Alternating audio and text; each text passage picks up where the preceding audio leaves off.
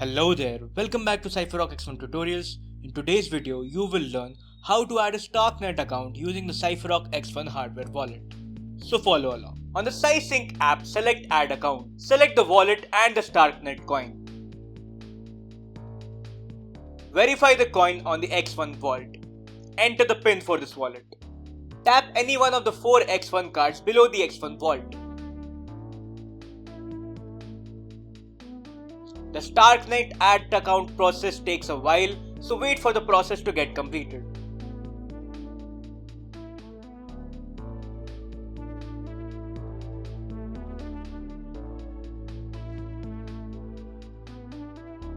Your accounts are being synced.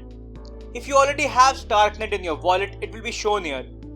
Since this is a new wallet, add a new account. Your accounts have been added successfully. Congratulations, you have successfully learned how to add a Starknet account in the Cypherock X1 Hardware Wallet.